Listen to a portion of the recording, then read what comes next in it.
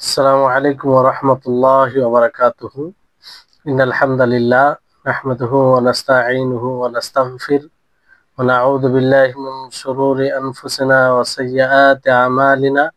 من يهده الله فلا مضل له ومن يضلله فلا هادي له، وأشهد أن لا إله إلا الله وحده لا شريك له، وأشهد أن محمدا عبده ورسوله. أما بعد، رب اشرح لي صدري ويسر لي أمري واحلل عقدة من لساني يفقهوا قولي. رب زدني علما رب زدني علما। সম্মানিত আজকের ক্লাসে উপস্থিত সুপ্রিয় ভাই সকল, সম্মানিত বোন, প্রশংসা মাত্রই মহান আল্লাহ তাবারক ওয়া তাআলার জন্য, যার তৌফিকে আজকে আমরা ফিকহুস সিয়ামের ক্লাসে উপস্থিত হয়েছি। আর আল্লাহ তাআলা সর্বোপরি আমাদের সকলকে সুস্থ রেখেছেন, ভালো রেখেছেন। তার সন্তুষ্টি লাভের উদ্দেশ্যে কল্যাণ কাজ করার তৌফিক দিয়েছেন। তারপরে আমাদের সকলে প্রাণ প্রিয় নবী করিম মুহাম্মদ মুস্তাফা সাল্লাল্লাহু আলাইহি ওয়াসাল্লাম, ওনার উপর অসংখ্য শান্তির ধারা বর্ষিত হোক। আল্লাহুম্মা সাল্লি আলাইহি আল্লাহুম্মা বারিক আলাইহি। আজকে ইনশাআল্লাহ নিয়তের ব্যাপারে বাকি কিছু কথা হবে। মূলত বিগত ক্লাসে, পূর্বের ক্লাসে আলোচনা হয়েছে, তারপর আবারও সেটা যেন ভালোভাবে আপনারা বুঝতে পারেন, এই জন্য খুব ভালোভাবে বোঝার চেষ্টা করবেন। কারণ নিয়াত এটি একটা রুকুন, আর এই রুকুন সম্পর্কে আপনাদেরকে বলা হয়েছিল স্তম্ভ রোজার। তো নিয়াতের ক্ষেত্রে একটা বিষয় মনে রাখতে হবে যে নিয়াত কখন করবেন আপনি। তো সিয়াম দুই প্রকার, একটা হচ্ছে ফরজ আর একটা হচ্ছে নফল। তো ফরজের ক্ষেত্রে নিয়ত কখন করবেন? ফরজের ক্ষেত্রে রাত্রের কোনো অংশে নিয়ত করা জরুরি। রাত্রে আপনাকে নিয়ত করতে হবে, কারণ এই ব্যাপারে হাদিস আছে। হাফসা রাদিয়াল্লাহু তাআলা আনহা তিনি বলেন, ক্বালা রাসূলুল্লাহ সাল্লাল্লাহু আলাইহি সাল্লাম, রাসূল সাল্লাল্লাহু আলাইহি সাল্লাম বলেন, লা সাওমা লিমান লাম ইয়াবিতা আস-সিয়াম মিনাল লাইল, যে সেই ব্যক্তির সিয়াম হবে না যে রাত্রে নিয়ত করলো না। অথবা অন্য কোনো রিওয়ায়াতে রয়েছে, মাল্লাম ইয়াজমাইস সিয়াম ক্বাবলাল ফজর ফালা সিয়াম লাহু, যে ফজরের পূর্বে সিয়ামের নিয়ত করলো না, তার কোনো সিয়াম হলো না। তো এই দুটি হাদিস দ্বারা স্পষ্ট যে রাত্রে নিয়ত করতে হবে। যদি ফরজ সিয়াম হয় তাহলে রাত্রে নিয়ত করতে হবে। নফলের ক্ষেত্রে কিভাবে নিয়ত করবেন? নফলের ক্ষেত্রে আপনি যদি দিনে নিয়ত করেন তারপরও জায়েজ, তবে এই শর্ত যে আপনি দিনে যখন নিয়ত করবেন সেই সময়ের পূর্বে আপনি রোজা ভঙ্গের কোনো কিছু করবেন না, খাবার ও পানাহার কিছু করে থাকবেন না, তাহলে সেই দিন আপনি নফল সিয়ামের নিয়ত করবেন, আপনার সিয়াম হয়ে যাবে। কারণ এই ব্যাপারে হাদিস রয়েছে। আয়েশা রাদিয়াল্লাহু তাআলা আনহা তিনি বলেন, দাখালান নবী সাল্লাল্লাহু আলাইহি ওয়াসাল্লাম দাতা ইয়াউমিন ফাকাল, নবী সাল্লাল্লাহু আলাইহি ওয়াসাল্লাম একদিন প্রবেশ করেন, তারপর তিনি বলেন বাড়িতে, হাল ইনদাকুম শাইউন, যে তোমাদের কাছে কিছু আছে কি? তো আয়েশা রাদিয়াল্লাহু তাআলা আনহা তিনি বললেন যে, আমরা বললাম লা, আমাদের কাছে এই অবস্থায় কিছু নেই। তখন আল্লাহ নবী বলেন, ফা ইন্নী ইদান সাইম, তাহলে আমি আজকে রোজাদার, আমি সিয়াম রাখছি, আমি সিয়ামের নিয়ত করলাম। তো এখান থেকে এটা স্পষ্ট। অন্য রিওয়ায়াতে এভাবে আছে যে ইদান আসুমু, তাহলে আমি সিয়াম পালন করব, কিংবা এখন থেকে আমি সিয়াম পালন করছি। তো মূলত আল্লাহর নবী রাত্রে কোনো নিয়ত করেনি, বরং খাওয়ার জন্য আয়েশা রাদিয়াল্লাহু তাআলা আনহাকে জিজ্ঞাসা করলেন, বললেন, কিন্তু আর যখন উত্তর এলো যে বাড়িতে কিছু নেই, তো আল্লাহ নবী কি বললেন যে তাহলে আমি রোজা রাখবো। তো এগুলো বিশুদ্ধ হাদিস। এই হাদিসটি আপনার আহ রয়েছে সহিহ মুসলিমে, সুনান তিরমিজি, আবু দাউদে। আর ইদান আসুম এই শব্দ এটা বাইহাকিতে রয়েছে, আর এটাও সহিহ বিশুদ্ধ সূত্রে প্রমাণিত। আর এরকমটা প্রমাণিত রয়েছে একাধিক সাহাবা থেকে, যেমন আয়েশা, হুজাইফা, আলী, আবু হুরায়রা, আবু দারদা রিদওয়ানুল্লাহি আলাইহিম আজমাইন। কিন্তু এখানে বিষয়টি একটা বিষয় রয়েছে, সেটি হচ্ছে যে দিনে কতক্ষণ পর্যন্ত নিয়ত করতে পারবে। যে দিনে নফল সিয়ামের জন্য নিয়ত করলে হয়ে যাবে, যথেষ্ট হবে, কিন্তু কোন সময় পর্যন্ত, দিনের কোন অংশ পর্যন্ত, জোহরের আগে পর্যন্ত, না পুরো দিন নিয়াত যখনই করবে তখনই সে নিয়াত বলে গণ্য হবে আর তার সিয়াম হয়ে যাবে। তো এই ব্যাপারে কয়েকটি মত রয়েছে, দুটি মত রয়েছে। অনেকে বলেছেন যে সূর্য মধ্য স্থান থেকে ঢলে যাওয়া পর্যন্ত জায়েজ, তার আগে যে কোনো সময় যদি কোনো মানুষ নফল সিয়ামের নিয়াত করে নেই, তাহলে তার সেই দিনের নফল সিয়াম হয়ে যাবে। অনেকে বলেছেন যে না, দিনের যে কোনো অংশে নিয়াত করলে সেটা যথেষ্ট হবে।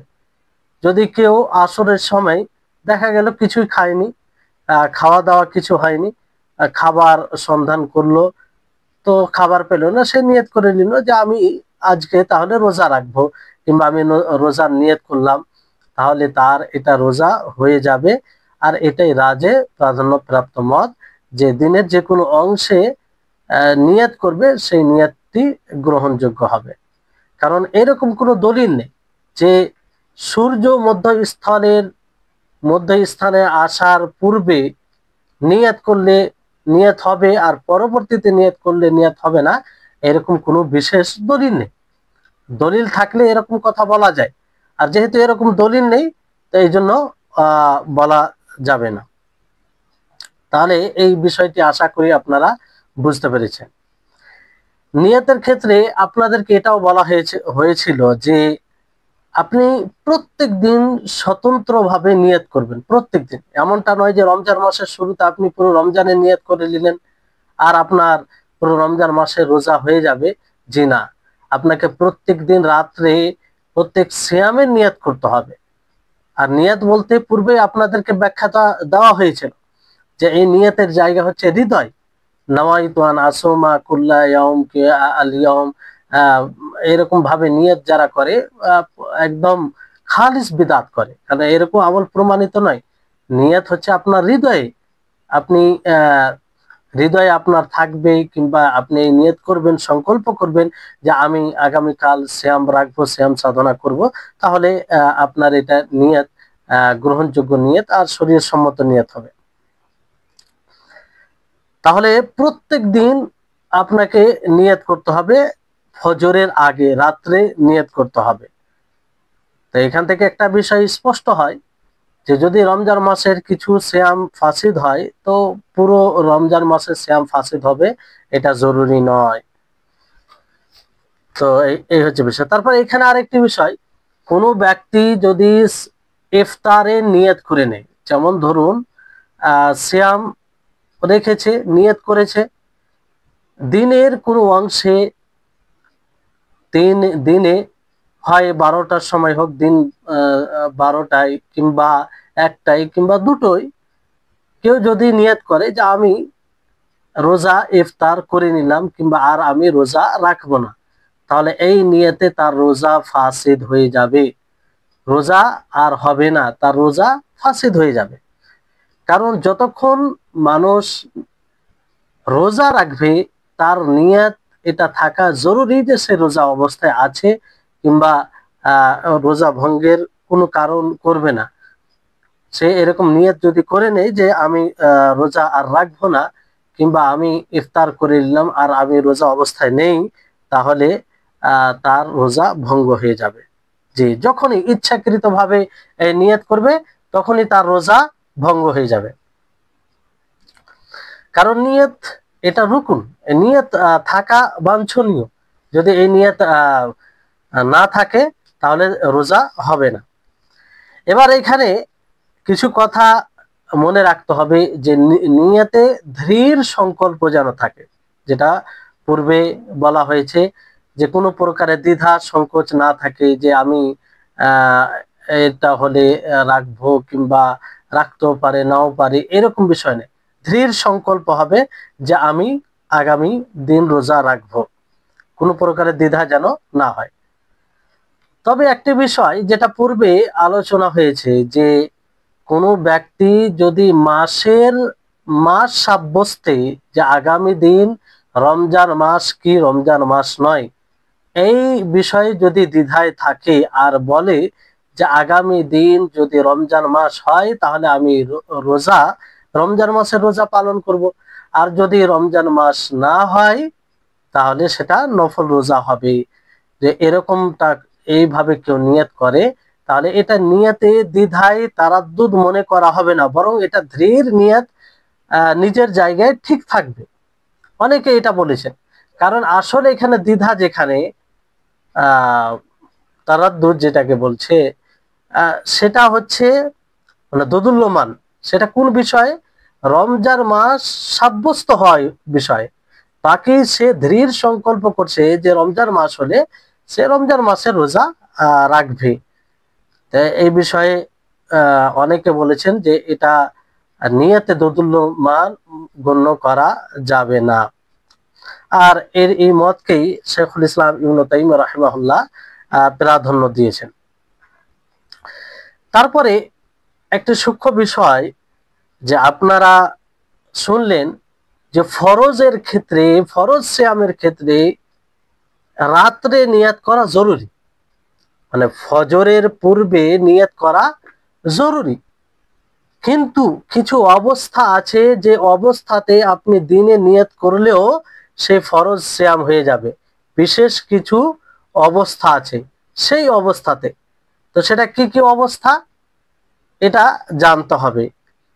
যদি এমন অবস্থা হয় যে আপনি দিনের সময় খবর পাচ্ছেন যে রমজান মাস শুরু হয়ে গেছে, রমজান মাস শুরু হয়ে গেছে, তো সেই সময় আপনি নিয়ত করবেন, দিনের যে কোনো অবস্থায় থাকেন না কেন আপনি ওই সময় থেকে সিয়ামের নিয়ত করে নেবেন, তাহলে সেই দিনকার সিয়াম আপনার গণ্য হবে।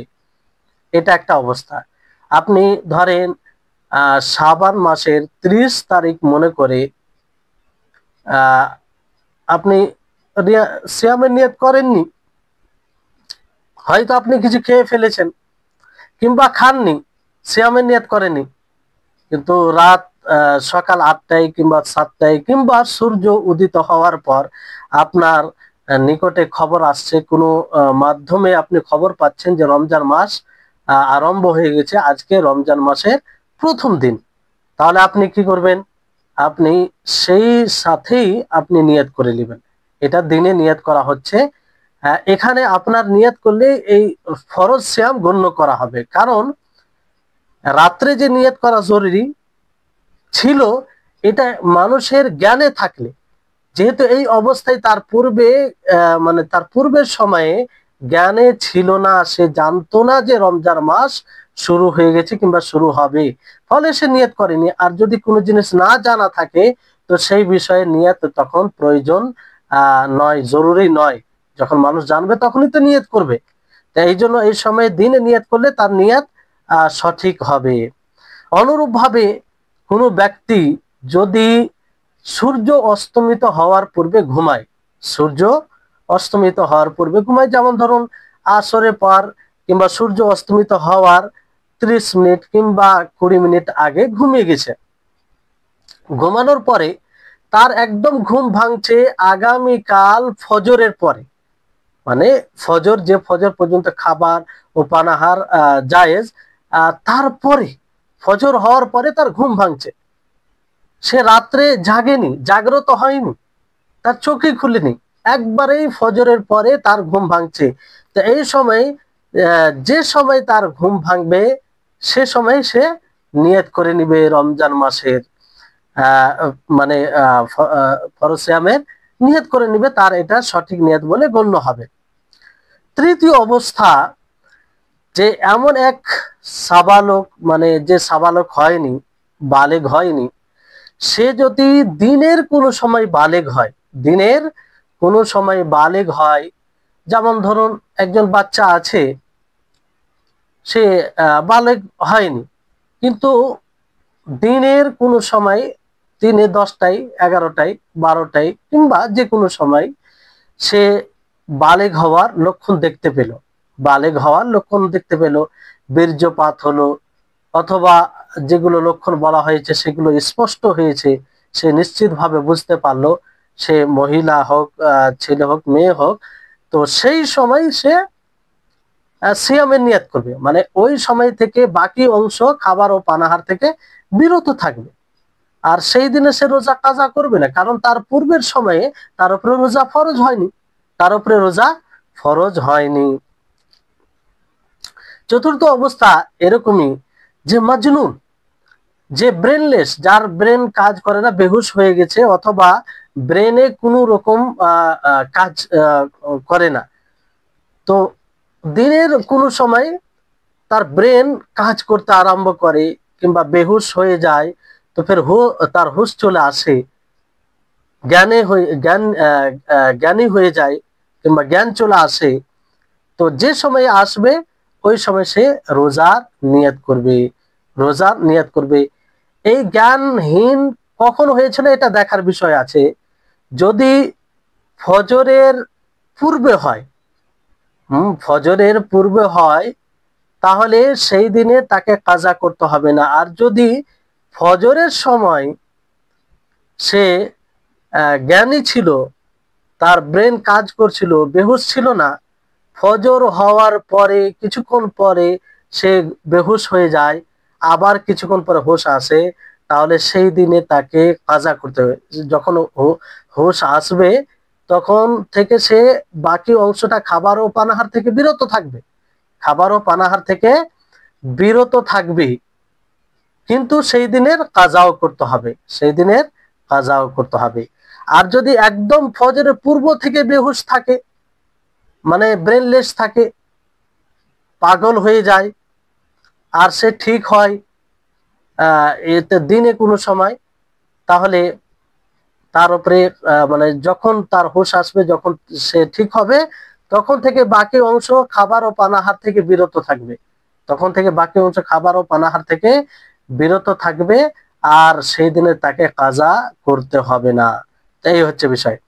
অনুরূপ ভাবে কোনো কাফের যদি ইসলাম নিয়ে আসে, কোনো কাফের যদি ইসলাম নিয়ে আসে, ধরেন দিন 12টায় ইসলাম গ্রহণ করছে, ইসলামে দীক্ষিত হচ্ছে, তো যে সময় ইসলামে দীক্ষিত হবে সেই সময় থেকে নিয়ে বাকি সূর্য অস্তমিত হওয়া পর্যন্ত খাবার ও পানাহার থেকে বিরত থাকবে, অর্থাৎ সে সিয়ামের নিয়ত করে নিবে, আর তাকে আর কাজার প্রয়োজন নেই। তো এই সময় তাকে দিনে নিয়তের প্রয়োজন পড়ছে, আসল নিয়ত রাত্রে করা ছিল, কিন্তু সে সময় তো তার উপরে রোজা ফরজই ছিল না, ফরজ বলতে যে ফরজ হওয়ার শর্ত, সেই শর্ত তার মধ্যে বিদ্যমান ছিল না, ফলে এই সময় দিনে নিয়ত করলে তার নিয়ত গ্রহণযোগ্য হবে। তো এই যে সমস্ত যাদের কথা বলা হলো, এরা এরা সকলেই বাকি অংশ খাবার ও পানাহার থেকে বিরত থাকবে, আর এদের উপরে কাজা নেই।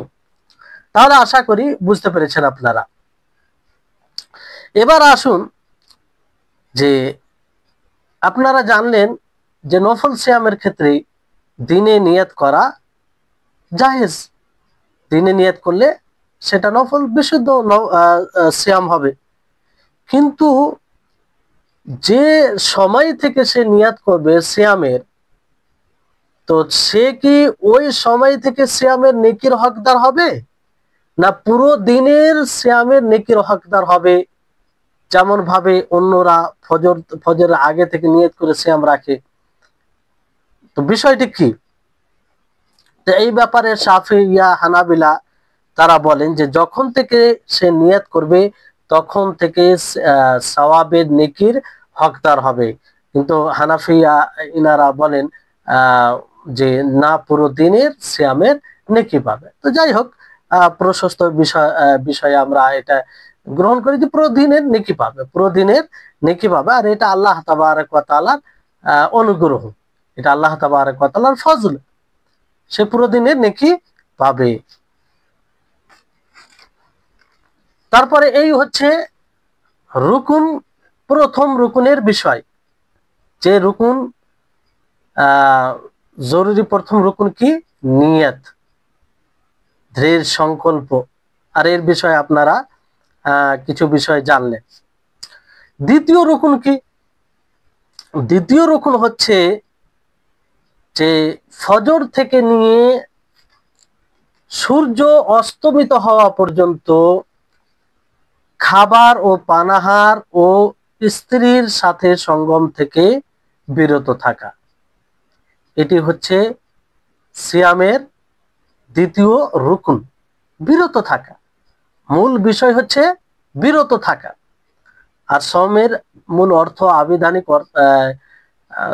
অর্থ আপনারা শুনেছেন যে বিরত থাকা। এটা দলিল কি? আল্লাহ তাবারক ওয়া তাআলা বলেন, ওয়াকুলু ওয়াশরাবু হাত্তা ইয়াতাবায়্যানা লাকুমুল খায়তুল আবয়াদু মিনাল খায়তিল আসওয়াদি মিনাল ফাজর, যে তোমরা খাবার খাও, পানাহার করো অতক্ষণ পর্যন্ত যতক্ষণ পর্যন্ত কালো ধাগা থেকে, কালো রেখা, কালো ধাগা থেকে, কালো সুতা থেকে সাদা সুখা না সাদা সুতা স্পষ্ট হবে। মানে রাত্রের অন্ধকার থেকে ভোরের আলো স্পষ্ট হবে, ততক্ষণ পর্যন্ত তোমরা খাবার ও পানাহার করো। সূরা বাকারার 187 নম্বর আয়াত। তো এখানে সাদা সুতা এবং কালো সুতা বলতে কি? কালো সুতা বলতে রাত্রের অন্ধকার, আর সাদা সুতা বলতে ভোরের তুষার আলো। এই ব্যাপারে কিছু রিওয়ায়াত আছে, যে রিওয়ায়াতগুলো আপনাদেরকে বলবো যাতে বিষয়টি আরো স্পষ্ট হয়।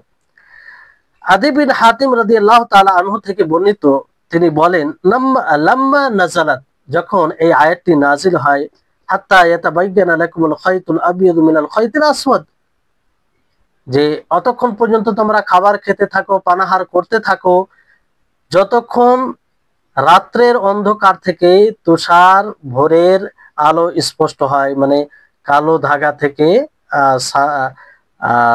সাদা ধাগা কিংবা সুতা স্পষ্ট হবে। তো এই আয়াতটি যখন নাজিল হয়, তখন আদি বিন হাতিম তিনি সুতালেন, একটি কালো এবং একটি সাদা, আর সেই দুটি সুতাকে বালিশের তলে রেখে দেন। আর তিনি রাত্রে দেখতে থাকেন সেই দুটি সুতার দিকে, যে তার জন্য কখন কোনটা স্পষ্ট হচ্ছে। যদি সাদাটা স্পষ্ট হয়, তার মানে কি যে এর সময় শেষ, খাবার ও পানাহারের সময় শেষ। তো এইভাবে তিনি সকাল করেন, অতিবাহিত করেন রাত। আর পরের দিন তিনি সকাল করে রাসূল সাল্লাল্লাহু আলাইহি সাল্লামকে এই বিষয়টি বলেন যে আমি এরকমটা করেছি। তখন তিনি বলেন যে ইন্নামা যালিকা সাওয়াদুল লাইল ওয়া বায়াদুন নাহার, যে তুমি যে এখানে খাইতুল আসওয়াদ এবং খাইতুল আবিয়াজ থেকে যে সুতা মনে করেছো, সেই সুতা নয়, বরং এখানে আল খাইতুল আসওয়াদ থেকে রাত্রের অন্ধকার বোঝানো হয়েছে, এবং আল খাইতুল আবিয়াজ থেকে তুষার ভোরের আলো বোঝানো হয়েছে। তো তিনি এটা ওনাকে বলেন। তাহলে সঠিক ব্যাখ্যা এই হাদিস দ্বারা পাওয়া গেল। তো এই হাদিসটি আপনার সহিহ মুসলিমে, আবু দাউদে রয়েছে। তারপরে সাহল ইবনে সাদ থেকে বর্ণিত, তিনি বলেন যে আয়াত যখন এটি নাজিল হয়, ওয়াকুলু ওয়াশরাবু হাত্তা ইয়াতাবায়্যানা লাকুমুল খায়তুল আবয়াদু মিনাল খায়তিল আসওয়াদ, আর তখন মানুষ কি করলো, নিজের পায়ে একটি কালো সুতা এবং একটি সাদা সুতা বেঁধে নিল। আর অতক্ষণ পর্যন্ত তারা খেতে থাকতো যতক্ষণ পর্যন্ত সেই সাদা সুতাকে দেখতে না পেত। তখন আল্লাহ তাআলা নাজিল করেন মিনাল ফজর। তো তারা জানতে পারলো যে এখানে কালো সুতা এবং সাদা সুতা বলতে দিন ও রাতকে বোঝানো হয়েছে, দিন ও রাতকে। কালো সুতা বলতে রাত্রে অন্ধকার, আর আল খাইতুল আবিয়াজ সাদা সুতা বলতে ভোরের আলো। তো এখানে স্পষ্ট হচ্ছে যে ফজর দুটি, আমাদেরকে জানা দরকার যে ফজর দুটি। একটি হচ্ছে আল ফাজরুল কাযিব বলা হয়, আল ফাজরুল কাযিব। এটা কোন ফজরকে বলা হয়? যে যখন আসমানে লম্বা দাগ খাম্বার মতো উত্তর থেকে দক্ষিণে ছড়িয়ে পড়ে, এটা যখন দেখা যায় তখন এটা ফজরে কাযিবের লক্ষণ হয়। আসলে এখন তো আমরা আসমানের দিকে তাকাই না, কারণ নিত্য নতুন প্রযুক্তি চলে এসেছে, সময় দেখলে আমরা বুঝে যাই, ওই হিসাবে সময় থাকে। কিন্তু আগে মানুষ এইভাবে আসমানে দেখতো, আর মানুষ বুঝতে পারতো। তো এই জন্য আগেকার মানুষ এগুলো খুব বুঝতে পারে, এখন আমরা লক্ষ্য করলে বুঝতে পারবো। তো সেই ফজরে কাযিবের সাথে অন্ধকার থাকে। কিন্তু দ্বিতীয় ফজর কোনটা? যে ফজরকে ফজরে সাদিক বলা হয়, ফজরে সাদিক বলা হয়। আর এইটা ফজর হচ্ছে যে অনেক দিগন্তে কি হয়, যে এক প্রকার প্রকাশ পায় আলো, আর সেই আলো আস্তে আস্তে আস্তে বৃদ্ধি পায়, আস্তে আস্তে বৃদ্ধি পায়, আর সেটা ধীরে ধীরে আসমানে ছড়িয়ে যায়। আর এই ফজরের সাথে সাহরি করার কিংবা রমজান মাসের সিয়ামের সাথে সম্পৃক্ত, যে ফজর পর্যন্ত খাওয়া যাবে, আর ফজর থেকে নিয়ে সূর্য অস্তমিত হওয়া পর্যন্ত খাবার ও পানাহার থেকে বিরত থাকতে হবে। তো ফজর বলতে এই ফজরে সাদেক, যে ফজরে আহ আকাশে মানে দিগন্তে একটা আলো ছড়ায়, আর সেটা আস্তে আস্তে বৃদ্ধি পায়, সেটা আস্তে আস্তে বৃদ্ধি পায় আসমানে, পুরো আসমানে ধীরে ধীরে। তো সেই ফজরকে বোঝানো হয়েছে। তো এই ফজর থেকে নিয়ে খাবার ও পানাহার থেকে বিরত থাকতে হবে, তখন খাবার ও পানাহার হারাম হয়ে যায় যখন ফজরে সাদেক শুরু হয়ে যায়। আব্দুল্লাহ ইবনে ওমর রাদিয়াল্লাহু তাআলা আনহুমা থেকে বর্ণিত, তিনি বলেন যে রাসূল সাল্লাল্লাহু আলাইহি ওয়াসাল্লাম বলেছেন, ইন্না বিলালান ইউআযযিনু বিলাইলি, যে নিশ্চয় বিলাল রাদিয়াল্লাহু তাআলা আনহু তিনি রাত্রে আজান দেয়। রাত্রে বলতে প্রথম আজান, মূল আজান নয়। ফাকুলু ওয়াশরাবু, সেই আজানের অর্থ হলো যে তোমরা খাও, পানাহার করো। হাত্তা ইউআযযিনা ইবনু উম্মি মাকতুম, অতক্ষণ পর্যন্ত যতক্ষণ পর্যন্ত আব্দুল্লাহ ইবনে উম্মে মাকতুম আজান দেবে। তাহলে বিলাল রাদিয়াল্লাহু তাআলা আনহু তিনি আজান পূর্বেই দিতেন। ফজর যখন স্পষ্ট হতো, ফজরে সাদেক, তখন আব্দুল্লাহ ইবনে উম্মে মাকতুম আজান দিতেন। তিনাকে বলা হতো যে সকাল হয়ে গেছে, সকাল হয়ে গেছে, মানে ফজর হয়ে গেছে, ফজর হয়ে গেছে, তখন তিনি আজান দিতেন। তো এই হাদিসটি আপনার সহিহ বুখারী সহিহ মুসলিমের হাদিস। তো এখানে কিছু বিষয় মনে রাখতে হবে, যে সেটি বিষয় হচ্ছে যে অনেক সময় মানুষ ধারণা করে যে অনেক সময় সূর্য অস্তমিত হয়ে গেছে, এই ধারণা করে রোজা ইফতার করে নেই। এই ক্ষেত্রে করণীয় কি? যদি এরকমটা হয়, তার রোজা হবে কি হবে না, এই বিষয়টি সম্পর্কে আমাদেরকে মানে ভালোভাবে অবগত হওয়া উচিত।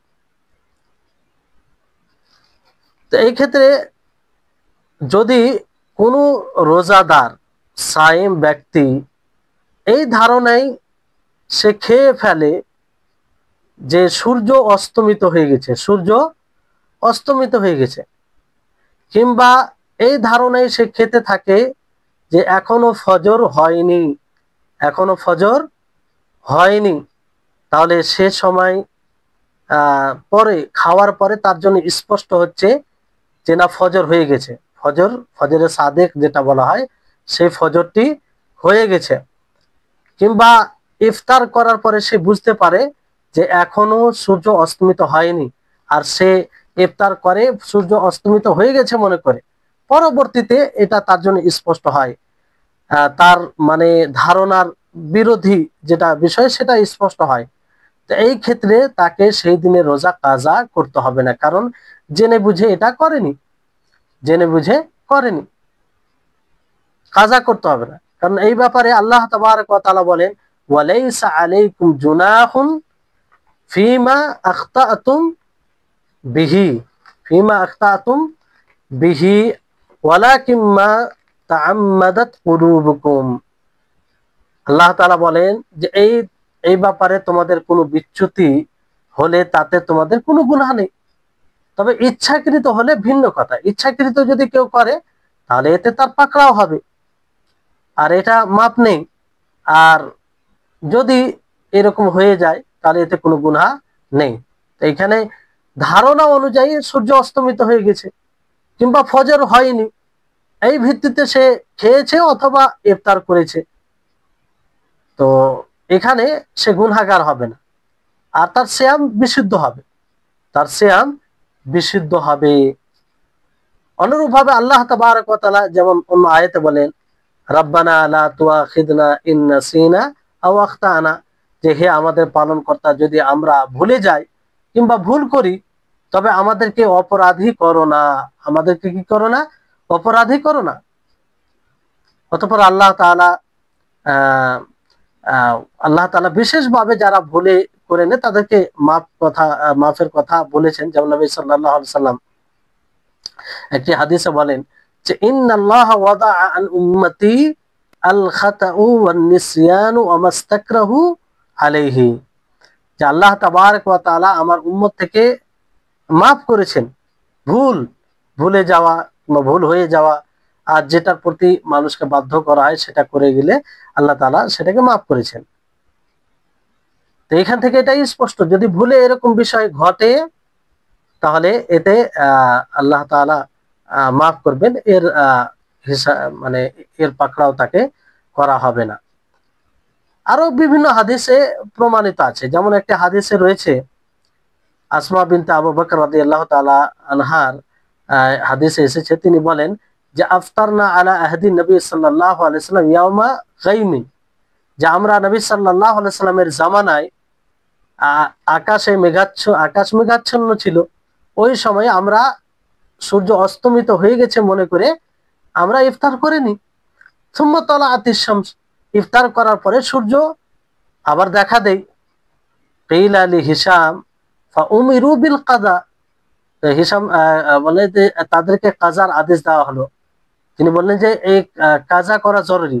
মা আমার বলেন যে সামিআতু হিশাম লা আদরি কাযাও আমলা, তিনি বলেন যে আমরা জানি না হিশাম তারা কাজা করেছে না কাজা করেনি। তো এইখান থেকে অনেকে বলেছেন যে কাজা করতে হবে, কিন্তু সঠিক বিষয় হচ্ছে যে কাজা করতে হবে না, কারণ ইচ্ছাকৃতভাবে এটা করেনি। ইচ্ছাকৃত করতে গেলে গুনাহগারও হবে এবং কাজাও করতে হবে। কারণ কাজা যদি করতে হতো তাহলে অবশ্যই নবী করিম মুহাম্মদ সাল্লাল্লাহু আলাইহি সাল্লাম থেকে কোনো স্পষ্ট বাণী থাকতো। যেমন এই রোজা ইফতারের বিষয়ে রয়েছে, তো এই বিষয়টি যেমন ঘটেছে, তো এটা যদি কাজা করা জরুরি হতো তো এটা একটা গুরুত্বপূর্ণ বিধান, তো এর ব্যাপারেও নবী সাল্লাল্লাহু আলাইহি সাল্লামের দিক নির্দেশনা থাকতো, যা নেই। তো এখান থেকে স্পষ্ট হচ্ছে যে সেই দিনের কাজা করতে হবে না, সেই দিনের কাজা করতে হবে না। শেখুল ইসলাম ইবনে তাইমিয়া রাহিমাহুল্লাহ আসমা বিনতে আবু বকরের হাদিস থেকে, আসমা বিনতে আবু বকরের হাদিস রয়েছে, তিনি বলেন যে আমরা রমজান মাসের আকাশ মেঘাচ্ছন্ন হওয়ার কারণে ইফতার করিনি, তারপরে সূর্য দেখা দেয়। তো এই হাদিস থেকে তিনি দুটি বিষয় তুলে ধরেছেন, যে এই হাদিস দুটি বিষয়ের উপরে প্রতীয়মান, দুটি বিষয়ের উপরে প্রতীয়মান। একটি হচ্ছে যে হাদিস এই কথার উপর প্রতীয়মান যে যখন আকাশ মেঘাচ্ছন্ন হবে সেই সময় সূর্য অস্তমিত হয়ে যাওয়ার খাতিরে কিংবা সূর্য অস্তমিত হয়েছে কিনা এটা স্পষ্ট হওয়া পর্যন্ত দেরি করা মুস্তাহাব নয়, দেরি করা এটা ঠিক হবে না। যখন মনে হবে যে সূর্য অস্তমিত হয়ে গেছে নিশ্চিতভাবে, তখন সে ইফতার করে নেবে। তখন সে ইফতার করে নেবে। কারণ এখানে দেখুন যে আসমা বিনতে আবি বকর তিনি কি বলছেন, তিনি বলছেন যে রমজান মাসে আমরা আকাশ মেঘাচ্ছন্ন হওয়ার কারণে, আকাশ মেঘাচ্ছন্ন ছিল, তো আমরা ইফতার করিনি। ইফতার করিনি মানে কি আগেই করে নিয়েছেন না, ওনারা মনে করেছেন যে সূর্য অস্তমিত হয়ে গেছে ফলে ইফতার করেছেন, তার মানে আকাশ মেঘাচ্ছন্ন হওয়ার ফলে তারা দেরি করেনি। তো আমরা এই কারণে দেরি করতে পারি না, কিংবা দেরি না করাটা উত্তম, দেরি করাটা উত্তম নয়। যদি উত্তম হতো তো অবশ্যই ওনারা এমন দেরিতে ইফতার করত যে এই বিষয়টি ঘটতো না, এই বিষয়টি ঘটতো না। তো এখান থেকে খুব একটি সূক্ষ্ম বিষয় তিনি তুলে ধরেছেন, যেটা যুক্তিপূর্ণ কথা। আর নবী করিম মুহাম্মদ সাল্লাল্লাহু আলাইহি ওয়াসাল্লাম তিনি হুকুম দেননি, এরকমটা তিনি কোনো হাদিসে বলেনি যে আকাশ যখন মেঘাচ্ছন্ন হবে তখন তোমরা দেরিতে, সতর্কতামূলক দেরিতে ইফতার করবে না। আর সাহাবায়ে কেরামও এরকম আমল করেনি, অথচ সাহাবায়ে কেরাম সবচেয়ে বেশি শরীয়তের ব্যাপারে জানতেন, আর সবচেয়ে বেশি আল্লাহর অনুসরণকারী তারা। আল্লাহ এবং তার রাসূলের সবচেয়ে বেশি অনুসরণকারী কারা? সাহাবায়ে কেরাম রিজওয়ানুল্লাহি আলাইহিম আজমাইন। তারপরেও ওনারা কখনো আকাশ মেঘাচ্ছন্ন হলে সতর্কতামূলক যে বেশি দেরি করেছে তা নয়, যখন নিশ্চিতভাবে বুঝেছেন যে ইফতারের সময় হয়ে গেছে, সূর্য অস্তমিত হয়ে গেছে, তখন তিনারা ইফতার করে নিয়েছেন। তো এটা এটা মানে খেয়াল রাখতে হবে আমাদের। অনেক সময় কি করে যে বোঝা যায় না, এখন তো সময়ের চলে এসেছে, অসুবিধা নেই, বোঝা যায় না, তো সতর্কতামূলক দেরি করে। তো এখান থেকে ওই সব ব্যক্তিদেরকে শিক্ষা নেওয়া দরকার, যারা অযথা অকারণে, এটা কারণ রয়েছে এখানে, কারণ থাকার পরেও সাহাবায়ে কেরাম রিজওয়ানুল্লাহি আলাইহিম আজমাইন তিনারা দেরি করেনি। যখন মনে করেছেন যে সূর্য অস্তমিত হয়ে গেছে, সাথে সাথে তিনারা ইফতার করেছেন। তো এখানে যদি কারণ থাকা সত্ত্বেও দেরি করেননি সাহাবায়ে কেরাম, তো যারা অকারণে দেরি করে, আকাশে কোনো মেঘ নেই, স্পষ্টভাবে বোঝা যাচ্ছে যে সময় হয়ে গেছে, তারপরও তারা 2 মিনিট 5 মিনিট সতর্কতামূলক তারা দেরি করে, এটা বড় দুঃখজনক বিষয়। সাহাবায়ে কেরামদের আমল থেকে তাদেরকে শিক্ষা নেওয়া উচিত। তো ইফতারে দ্রুত ইফতার করতে হবে, যখনই সময় হবে ইফতার করতে হবে, কারণ এই ব্যাপারে রাসূল সাল্লাল্লাহু আলাইহি সাল্লাম মানুষকে উদ্বুদ্ধ করেছেন। আর যত আপনি সময় অনুযায়ী ইবাদত করবেন, সময় অনুযায়ী ইফতার করবেন, তত আপনার এটা পরিচয় হবে যে রাসূলের কথা অনুযায়ী আপনি সবকিছু করতে চাইছেন, যেটা আসবে আগামী কোন ক্লাসের পর্বে আসবে ইনশাআল্লাহ, দ্রুত ইফতার করা। দ্বিতীয় বিষয় যেটি তিনি তুলে ধরেছেন সেটি হচ্ছে যে এই হাদিসটি, আসমা বিনতে আবি বকর রাদিয়াল্লাহু আনহার হাদিসটি, এই কথার উপরে প্রতীয়মান যে এরকম হয়ে গেলে কাজা করবে না। কি করবে না? কাজা করবে না। কারণ নবী সাল্লাল্লাহু আলাইহি সাল্লাম কাজার আদেশ দেননি। যদি কাজার আদেশ দিতেন তাহলে এটা সকল সাহাবা জানতেন এবং সাহাবাদের মধ্যে এটা প্রসিদ্ধ হতো, ছড়িয়ে পড়তো।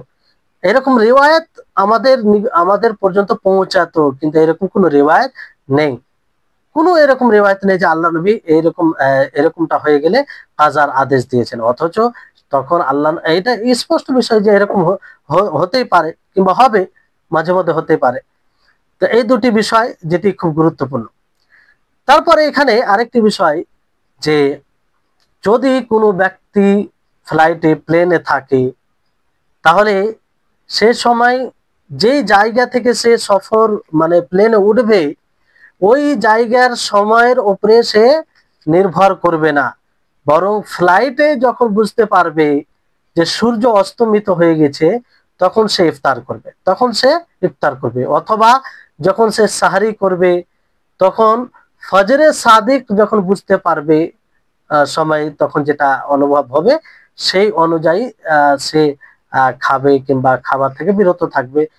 ইফতারেও তাই, যে দেশ থেকে সে সফর আরম্ভ করবে, যেখান থেকে ফ্লাইটে চড়বে, সেখানকার সময় হিসাবে এটা ভাববে না, বরং যে জায়গায় যখন ইফতারের সময় হবে প্লেনে থাকবে তখন দেখবে যে আসলে সূর্য অস্তমিত, সেই প্লেনে থাকা অবস্থায় ওই জায়গায় সূর্য অস্তমিত হয়েছে কি হয়নি তার সাধ্য অনুযায়ী সে দেখবে, আর সেই অনুযায়ী ইফতার করবে কিংবা ইফতার থেকে বিরত থাকবে। জি, তাহলে এই হচ্ছে বিষয়। দ্বিতীয় যেটা রুকুন সিয়ামের, সেটা আপনাদেরকে বলা হলো। এবারে আসুন যে আমরা রোজা ইফতারের না রোজাকে ভঙ্গকারী যেগুলো বিষয় রয়েছে, এর আগে আরেকটি বিষয় আছে আপনাদের সহিহ ফিকহুস সুন্নাতে, এটা পরে পরবর্তীতে পড়া হবে ইনশাআল্লাহ। আগে আমরা রোজার ভঙ্গকারী বিষয় এটা ব্যাপারে আমরা জানব, রোজার যে ভঙ্গকারী বিষয় রয়েছে সেই ব্যাপারে। তো রোজা ভঙ্গকারী বিষয়ে এখানে তিনটি বিষয় মূল রয়েছে, যে তিনটি বিষয়ে রোজা ভঙ্গ হয়ে যায়, তিনটি বিষয়ে রোজা ভঙ্গ হয়ে যায়। মানে এক তো হচ্ছে যে রোজার যেগুলো শর্ত আছে, সেই শর্তগুলোর মধ্যে কোনো একটি শর্ত না পাওয়া গেলে, কিংবা রুকুন যেগুলো আছে সেই রুকুনের মধ্যে কোনো একটি রুকুন না পাওয়া গেলে সে রোজা ভঙ্গ হয়ে যাবে, বাতিল বলে গণ্য হবে। আর সিয়াম ভঙ্গকারীর প্রধান তিনটি কাজ, প্রধান কটি কাজ? তিনটি কাজ, তিনটি কাজে একদম সিয়াম ভঙ্গ হয়ে যাবে। আর সেটি আয়াত থেকে প্রমাণিত হয়, যেমন আল্লাহ তাবারক ওয়া তাআলা সূরা বাকারার 187 নম্বর আয়াতে বলেন, ফালআনা বাশিরুহুন্না ওয়াবতাগু মা কাতাবাল্লাহু লাকুম ওয়া কুলু ওয়াশরাবু হাত্তা ইয়াতাবায়্যানা লাকুমুল খায়তুল আবিয়াদু মিনাল খায়তিল আসওয়াদি মিনাল ফাজর সুম্মা আতিম্মুস সিয়ামা ইলাল লাইল। যে অতঃপর তোমরা নিজেদের স্ত্রীদের সাথে সহবাস করো এবং যা কিছু তোমাদের জন্য দান করেছেন তা আহার করো আর পানাহার করো, যতক্ষণ না কালো রেখা থেকে ভোরের শুভ্র রেখা পরিষ্কার দেখা যায়, অতঃপর সিয়াম পূর্ণ করো রাত পর্যন্ত। তাহলে রাত্রে এই পর্যন্ত সূর্য অস্তমিত হওয়া থেকে নিয়ে সেই ভোরের আলো স্পষ্ট হওয়া পর্যন্ত তোমরা খাবার ও পানাহার করতে থাকো, মানে এই পর্যন্ত খাওয়া জায়েজ। আর বাকি সময়ে দিনে ভোরের আলো স্পষ্ট হলে তখন খাওয়া জায়েজ নয়, হারাম। তাহলে প্রধান কি খাবার খেতে গেলে, দিনে খাবার খেতে গেলে এতে কি হবে? রোজা বাতিল হয়ে যাবে, রোজা বাতিল হয়ে যাবে। তারপরে পানি পান করতে গেলে রোজা বাতিল হয়ে যাবে। অনুরূপভাবে স্ত্রীর সাথে সহবাস যদি করে কেউ দিনের বেলায়, তাহলে এতে রোজা ভঙ্গ হয়ে যাবে, এতে কি হবে? রোজা ভঙ্গ হয়ে যাবে। তাহলে এই রোজা ভঙ্গকারী এটাকে আমরা দুই ভাগে বিভক্ত করতে পারি। কয় ভাগে বিভক্ত করতে পারি? দুই ভাগে বিভক্ত করতে পারি। একটা ভাগ হচ্ছে যে রোজা এমন ভাবে ভঙ্গ হবে যে রোজাও ভঙ্গ হবে, সাথে সাথে কাফারাও দিতে হবে। রোজা ভঙ্গ হবে এবং তার কাজাও করতে হবে এবং কাফারাও দিতে হবে। এটা এক প্রকার রোজা ভঙ্গকারী বিষয়। দ্বিতীয় রোজা ভঙ্গকারী বিষয় হচ্ছে যে রোজা বাতিল হবে, কাজা জরুরি হবে, কিন্তু কাফারা তাতে নেই, কাফারা নেই। তো আমরা প্রথমে এটা জানার চেষ্টা করছি যে যে প্রকার রোজা ভঙ্গকারী, রোজাও ভঙ্গ করবে, কাজাও জরুরি তাতে, এবং কাফারাও দিতে হবে। কি দিতে হবে? কাফারাও দিতে হবে। তো সেটা আমরা সবিস্তারে জানার চেষ্টা করব। তো এখানে রোজা ভঙ্গ হবে, কাফারা দিতে হবে। প্রথম যেটা বিষয় হচ্ছে সেটা হচ্ছে জেমা। কেউ যদি স্ত্রীর সাথে দিনের বেলায় জেমা করে, দিনে রোজা অবস্থায় যে কোনো সময় স্ত্রীর সাথে ইচ্ছাকৃতভাবে রমজান মাসের দিনে জেমা করে, সে আগের রাস্তায় হোক কিংবা পিছনের রাস্তায় হোক, যদি সঙ্গম করে, এতে বীর্যপাত হোক আর বীর্যপাত না হোক, এতে সে গুনাহগার হবে, তার রোজা ফাসিদ হবে এবং তার উপরে কাজা এবং কাফারা রয়েছে, কাফারা এবং কাজা রয়েছে। স্ত্রীর সাথে জেমা বলতে এখানে বিষয়টি স্পষ্ট করতে হবে যে বীর্যপাত হোক আর না হোক, অর্থাৎ স্বামী স্ত্রীর লজ্জা স্থান এক অপরের সাথে মানে অদৃশ্য হয়ে যাবে।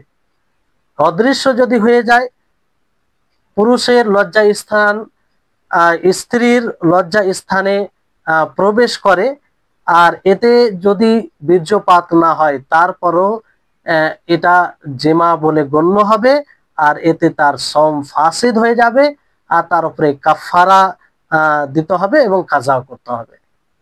তাই হচ্ছে বিষয়। অনেক সময় বীর্যপাত নাও হতে পারে।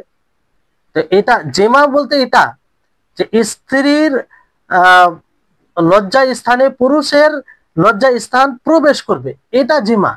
কেউ কোনো পুরুষ যদি স্ত্রীর সাথে এটা ছাড়া অন্য কিছু তার সাথে খেলাধুলা করে কিংবা স্পর্শ করে, এগুলো এর মধ্যে আসে না, এটা জেমার মধ্যে পড়বে না, আর এর কাফারা নয়। এই জন্য বিষয়টি স্পষ্ট করে বলা হচ্ছে, তা না হলে আপনাদের বুঝতে অসুবিধা হবে। তো দিনের খাতিরে মাসলা মাসাইল জানার খাতিরে আমাদেরকে স্পষ্টভাবে জানতে হবে, এতে হক বর্ণনায় কোনো লজ্জার বিষয় নয়। এটা নবী সাল্লাল্লাহু আলাইহি সাল্লামের পদ্ধতি। আর নবী সাল্লাল্লাহু আলাইহি সাল্লামকে সাহাবিয়াতগণ প্রশ্ন করেছেন, এরকম ধরনের প্রশ্ন করেছেন যাতে দিনের কোনো বিষয় উজ্জ না থাকে। তাহলে আশা করি আপনারা বুঝতে পেরেছেন। এখানে একটি বিষয় যে কাজা মানে কাফারা তো দিতে হবে, কিন্তু কাজা করতে হবে কি হবে না এই বিষয়ে মানে একটু দ্বিমত আছে। অনেকে বলেছেন যে কাজা করতে হবে না, কাজা করতে হবে না, অনেকে এই কথা বলেছেন। আর অনেকে বলেছেন যে কাজা করতে হবে, অনেকে বলেছেন যে কাজা করতে হবে। যেমন এই বিষয়ে আপনার সহিহ ফিকহুস সুন্নাতে রয়েছে, দেখেন যে মানে যে বাড়তি অংশের কারণে কাজা করতে হবে যারা বলেছেন, এই বাড়তি অংশের ব্যাপারে সহিহ ফিকহুস সুন্নাতে রয়েছে যে অতিরিক্ত অংশ যা দুর্বল ও অপ্রমাণিত, এই কারণে ইবনে হাজম বলেন তার উপর শুধু কাফারা ওয়াজিব হবে, কাজা ওয়াজিব হবে না। এই মতটি শক্তিশালী এবং যুক্তিসঙ্গত। এর সাথে সামঞ্জস্যপূর্ণ আলোচনা সালাতের কাজা অধ্যায়ে বর্ণনা করা হয়েছে এবং সিয়ামের কাজা অধ্যায়ে আলোচনা হবে। নির্ধারিত সময়ের ইবাদত কোনো ওজর ব্যতীত ছেড়ে দেওয়া হলে তার কাজা নেই। তার নির্ধারিত সময়ের ইবাদত কোনো ওজর ব্যতীত ছেড়ে দেওয়া হলে তার কাজা নেই। এই কাজা প্রতিষ্ঠা করতে গেলে নতুন দলিলের প্রয়োজন, মানে দলিল লাগবে, স্বতন্ত্রভাবে দলিল লাগবে, কিন্তু এরকম কোনো বিশুদ্ধ দলিল নেই। ফলে তাদের নিকটে যে কাজা করতে হবে না, শুধু কাফারা দিতে হবে, শুধু কাফারা দিতে হবে। জুমহুর আলেম যে দলিলের ভিত্তি, মানে জুমহুর ওলামায়ে কেরাম এটা বলেন যে কাফারের সাথে কাজাও ওয়াজিব, যেটা অতিরিক্ত অংশের কারণে জুমহুর ওলামায়ে কেরাম বলেছেন, আর অধিকাংশ। তো যাই হোক, এটা প্রাধান্যপ্রাপ্ত মত কোনটি এখন পরবর্তীতে আপনাদেরকে বলা হবে। এখন আমরা দুটি মত পাচ্ছি। তো যে অতিরিক্ত অংশের কারণে কাজা ওয়াজিব বলেছেন সেটার ব্যাপারে সহিহ ফিকহুস সুন্নাতে রয়েছে যে সেটি দুর্বল, এরকম। তো বিষয়টি ভালোভাবে দেখতে হবে। তো যাই হোক, তো প্রথম যেটা যে কারণে রোজা ফাসিদ হয়ে যাবে এবং কাফারা দিতে হবে সেটি হচ্ছে জিমা, স্বামী স্ত্রীর সঙ্গম। কাফারা কি, এই ব্যাপারে হাদিস, একটি চমৎকার হাদিস রয়েছে, যে হাদিসটি যারা মাকারিমুল আখলাক ক্লাসে যুক্ত ছিলেন তারা হাদিসটি পড়েছেন। যে আবু হুরায়রা রাদিয়াল্লাহু তাআলা আনহু তিনি বর্ণনা করেন, বলেন যা রাজুলুন ইলা রাসূলুল্লাহ সাল্লাল্লাহু আলাইহি সাল্লাম, এক ব্যক্তি রাসূল সাল্লাল্লাহু আলাইহি সাল্লামের নিকটে আসে। আসার পরে বলেন হালাকতু ইয়া রাসূলুল্লাহ, যে হে আল্লাহর রাসূল, আমি হালাক হয়ে গেছি, বরবাদ হয়ে গেছি, আমি হালাক হয়ে গেছি, বরবাদ হয়ে গেছি। তো আল্লাহ নবী বলেন ওয়া মা আহলাকাকা, তোমাকে কিসে বরবাদ করেছে, তোমাকে কিসে হালাক করেছে, কি কারণে তুমি হালাক ধ্বংস হয়েছে? তো তিনি বলেন ওয়াকাতু আলা ইমরাআতি ফি রমজান, যে রমজানে, অর্থাৎ রমজানের রোজা অবস্থায়, রাত্রিতে কোনো প্রশ্নই জাগে না, রমজানের রোজা অবস্থায় আমি আমার স্ত্রীর সাথে সঙ্গম করে ফেলেছি, জিমা করে ফেলেছি। ফাকাল, তিনি বললেন হাল তাজিদু মা তাআতিকু রাকাবা, তুমি, তোমার কাছে এমন কিছু আছে যা দ্বারা তুমি একটি গোলাম আজাদ করবে, স্বাধীন করবে? তিনি বললেন লা, আমার কাছে কিছু নেই। তখন আল্লাহ নবী তাকে জিজ্ঞাসা করলেন যে ফাহাল তাস্তাতিউ আন তাসুমা শাহরাইন মুতাতাবিআইন, যে তুমি কি লাগাতার পরস্পর 2 মাস সিয়াম রাখার প্রতি সক্ষমতা রাখো, শক্তি আছে? সে বলল না, আমি এর শক্তি রাখি না। তখন আল্লাহ নবী বলেন ফাহাল তাজিদু মা তুতঈমু 60 মিসকিনান, তুমি কি 60 মিসকিনকে খাওয়াতে পারবে, এমন কিছু আছে তোমার কাছে? সেই ব্যক্তি বলল লা, আমার কাছে এটাও নেই। তারপরে সে ব্যক্তি বসে গেল। নবী সাল্লাল্লাহু আলাইহি সাল্লামের নিকটে তখনই এক গামলা পরিপূর্ণ খেজুর আসে। এক গামলা কিংবা একটা বস্তায় কিংবা একটা থলিতে খেজুর আসে। তখন আল্লাহর নবী বলেন যে তাসাদ্দাক বিহাদা, যে তুমি এটা সাদাকা করে দাও, তুমি এটা কি করো, সাদাকা করে দাও, মানে এটা কাফারা হয়ে যাবে তোমার। তো সেই ব্যক্তি বলল ফাহাল আলা আফতার মিন্নি, যে আমার চেয়েও কি কেউ গরিব আছে, কিংবা আমার চেয়ে গরিব কে আছে যে আমি তাকে দিব? ফামা বাইনা লাবাতাইহা আহলা বাইতিন আহওয়াজু ইলাইহি মিন্নি, এই যে 2 পাহাড় আপনি দেখছেন, এই 2 পাহাড়ের মাঝে আমি সবচেয়ে মানে আমার সবচেয়ে বেশি প্রয়োজন রয়েছে এই খেজুরের। তখন নবী সাল্লাল্লাহু আলাইহি সাল্লাম তার কথা শুনে এতটা হাসলেন যে আল্লাহ নবীর দাঁত পর্যন্ত প্রকাশ পেল। আর আল্লাহ নবী বললেন ইযহাব ফাআতইমহু আহলাকা, যে যাও এটাকে নিয়ে যাও, তুমি তোমার পরিবারকে খাইয়ে দাও। তো এখানে এই হাদিসে অনেক শিক্ষণীয় বিষয় রয়েছে, কিন্তু এখানে যেটা মূল বিষয় যে কাফারা। এখানে দেখেন রমজান মাসে এই কাজ করে ফেলেছে। তো দেখেন সাহাবীদের কি চিন্তা চেতনা, যে গুনাহ হয়ে যাওয়ার পরে অনুতপ্ত হওয়া, অনুশোচনা, ফিরে আসা। তো এটা হতে হবে, মানুষ যারা গুনাহ হতে পারে। তো দেখেন সে কি শব্দ ব্যবহার করছে, যে হালাক তু ইয়া রাসূলুল্লাহ, যা হে আল্লাহ রাসূল, আমি হালাক হয়ে গেলাম, বরবাদ হয়ে গেলাম। মানে কিভাবে অনুতপ্ত হচ্ছে, তার মানে এটা গুনহার কাজ তিনি জানতেন, কিন্তু এর কাফারা যে হবে, এর কাফারা এরকম আছে, এটা তিনি জানতেন না, এটা তিনি জানতেন না। তো কেউ যদি বলে না আমি আমার স্ত্রীর সাথে সঙ্গম করে ফেলেছি, জেমা করে ফেলেছি, আমি তো জানি না এর কাফারা এটা, এই জন্য হয়তো আল্লাহ তাআলা মাফ করে দিবেন, জি না, এটা কোনো উযর নয়। এই হাদিস আপনারা শুনলেন যে এখান থেকে কি বোঝা যাচ্ছে, যে সেই সাহাবী এই কাফারার বিষয়ে জ্ঞান রাখতেন না, তবে জানতেন যে এটা হারাম, হ্যাঁ। আর কেউ যদি কোনো ব্যক্তি হারাম জানে না, এটা না করে পরবর্তীতে আসবে, তাহলে সেটা বিষয় ভিন্ন, তখন সে তার উযর গ্রহণযোগ্য হবে। তো এখানে কাফারা কি বলা হয়েছে? কাফারা হচ্ছে যে একটি গোলাম আজাদ করতে হবে, একটি দাস আজাদ করতে হবে। যদি এটার সক্ষমতা না থাকে, তাহলে 2 মাস পরস্পর ধারাবাহিক সিয়াম পালন করতে হবে।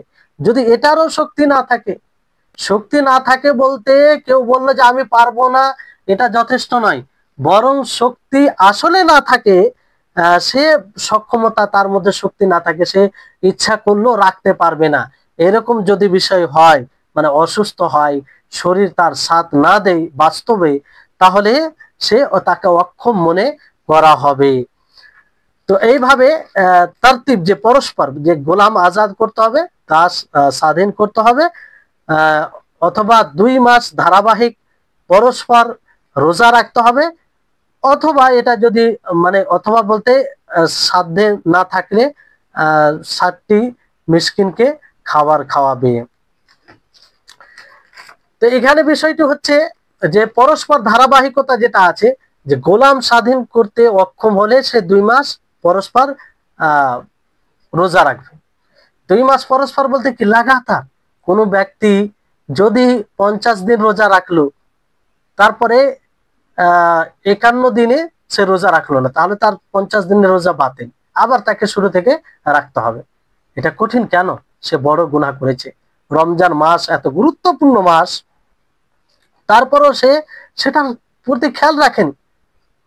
এটা তো তাকওয়া অর্জনের মাস, নিজেকে অনুশীলন করে শরীয়ত বিরোধী কাজ থেকে বিরত থেকে নিজেকে মুত্তাকি বানানোর মাস। তা সত্ত্বেও রমজান মাসে তিনি এই কাজ করে ফেলেছে, ফলে এত কঠোর কাফারা। এটা বুঝতে পারলেন? যদি এটার শক্তি না থাকে, তখন 60টি মিসকিনকে খাওয়াতে হবে। তো এখানে কিছু বিষয় আছে যেগুলো আমাদের জানতে হবে। সেটা হচ্ছে যে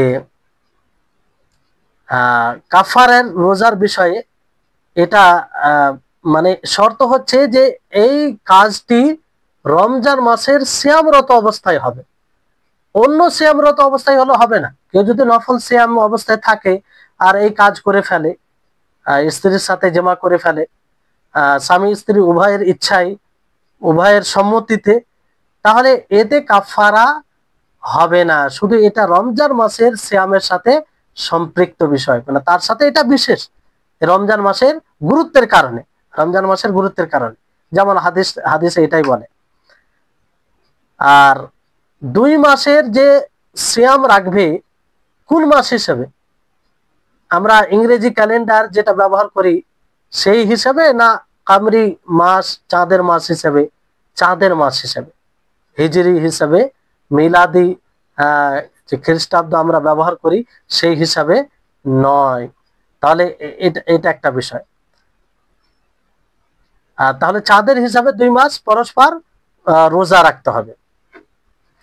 তৃতীয় বিষয় হচ্ছে যে যদি কেউ রমজান মাসে জেমা করে ফেলে আর তার কোনো ছাড় আছে, রমজান মাসে ইফতার করা ছাড় আছে, যেমন মুসাফিরের উপরে রমজান মাসের সিয়ামও সে সময় ফরজ নয়, পরবর্তীতে তাকে রাখতে হবে।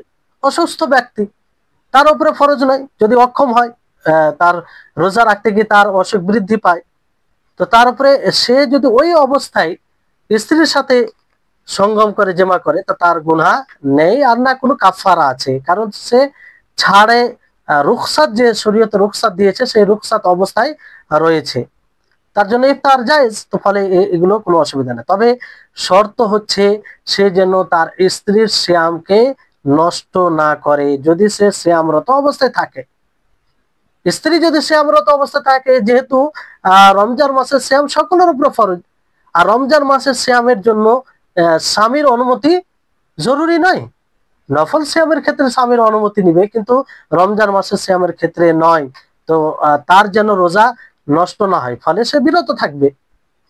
হ্যাঁ, যদি তার স্ত্রীও অন্য কোনো ছাড়ে থাকে, মানে শরীয়তে যেটা রুখসাত দিয়েছে, যেটা ছাড় দিয়েছে, কোনো একটি ছাড়ে থাকে তার স্ত্রীও, তাহলে কোনো অসুবিধা নেই। যেমন ধরেন যে সেই দিন সে হাইজ থেকে পবিত্র হলো দিনের বেলায়, হাইজ থেকে পবিত্র হলো দিনের বেলায়, তো সেই সময় যদি সংগম করে নেয়, যেহেতু সেই দিন সে রোজা অবস্থায় থাকতে পারেনি, তো অসুবিধা নেই। কিংবা এরকম ধরেন যে স্ত্রীও অসুস্থ, কিংবা স্ত্রীও মুসাফির, উভয়ে মুসাফির, তো কোনো সমস্যা নেই, রমজান মাসের দিনেও তারা সঙ্গম জিমা করতে পারে। তো এই হচ্ছে বিষয়। তারপরে আরেকটি বিষয়, কত সময় হয়ে গেল মনে হয় কি? আচ্ছা আচ্ছা আচ্ছা, ঠিক আছে ঠিক আছে, এখানে শেষ করছি। আল্লাহ তাআলা যেন আমাদের সকলকে এইসব বিষয় বোঝার তৌফিক দান করেন। আর ইনশাআল্লাহ আগামী পর্বে, আগামী ক্লাসে বাকি এর সাথে সম্পৃক্ত কিছু বিষয় আছে, সেগুলো নিয়ে আলোচনা হবে। আল্লাহ তাআলা যেন আমাদের সকলের ইলমে বারাকা দান করেন, আমাদের সকলকে ইলমে নাফে দান করেন। আপনারা সকলেই বিষয়গুলো ভালোভাবে বোঝার চেষ্টা করবেন, এবং কোনো বিষয় উজ্জ্বল থাকলে অবশ্যই জিজ্ঞাসা করবেন। وآخر دعوانا عن الحمد لله رب العالمين। السلام عليكم ورحمة الله وبركاته।